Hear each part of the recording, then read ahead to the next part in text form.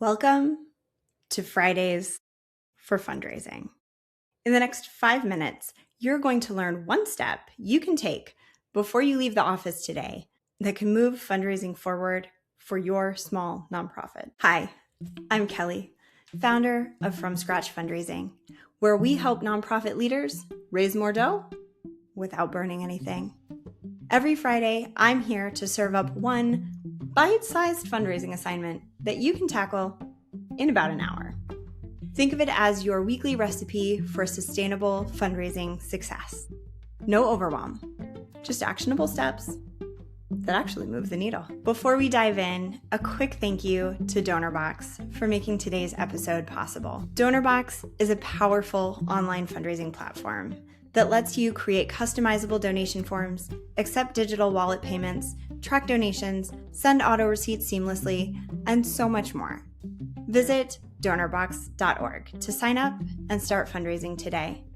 Donorbox, helping you help others. All right, y'all. This week, we are doing another Call Your Donors. All right. If you listened to my episode on May 1st, you know why I am doing this. I think it is so critical that we start making sure that we are in our donors' real lives, okay? I know it's such a hot topic right now to talk about donor fatigue. Oh, donor fatigue. Why are donors not coming back? Why are they giving? Oh, it's because the economy sucks. Oh, it's because of all these competing issues. Oh, it's because of none of that. I just want to say that loud and clear.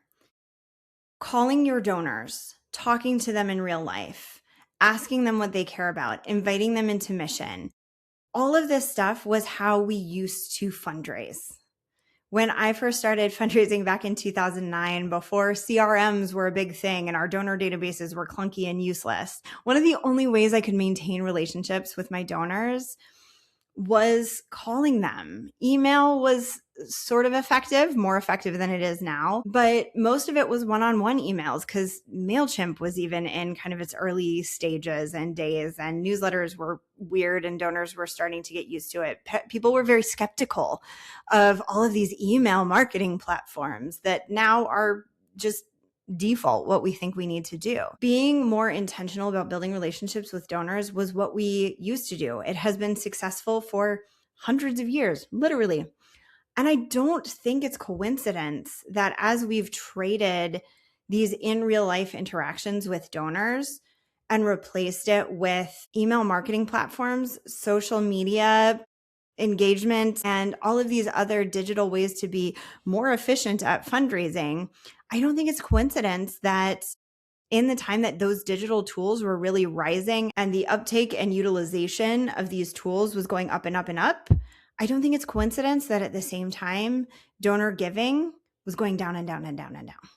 Yeah, it's been going down before the economy was bad. It was going down before the current administration was in office. This is a trend we've been seeing for a while. And to me, it feels like it mostly coincided with mass uptake and mass utilization of digital tools to the degree that we haven't seen them as complementary strategies to our fundraising strategy. They are the fundraising strategy. And so I want you to pull back. I want you to go back to the old days where we actually called our donors and talked to them, right?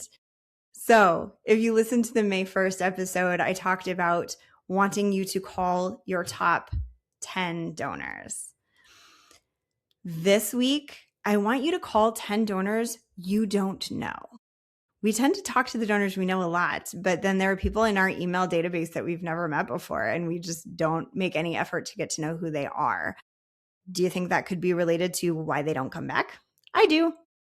So what I want you to do is pull your donor list, pull it for the last 12 months, and make it from biggest to smallest total giving.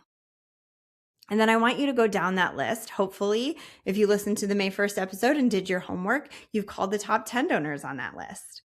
Once you get past the top 10 donors, I want you to go down and call 10 donors you don't know, whose names you don't recognize, or maybe you don't know how they got to your organization. You don't know why they give. You don't know what they're passionate about. I want you to call those 10 donors. And I want you to call and introduce yourself. Hi, I'm Kelly. I'm calling from this organization. I just noticed that you've given us X amount this year, and I really felt remiss in the fact that I don't really know who you are. So I wanted to call and reach out and get to know you. Yeah, we can do that in a voicemail. We can do that in a live chat.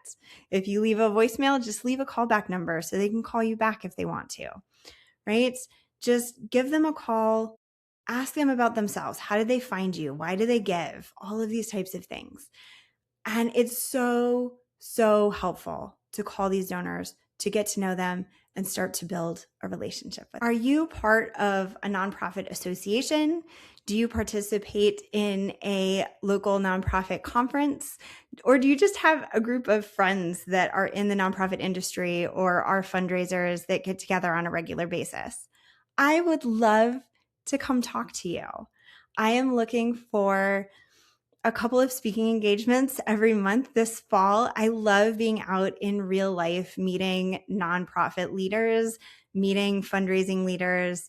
It's just such a breath of fresh air, and it's something I really want to prioritize this year.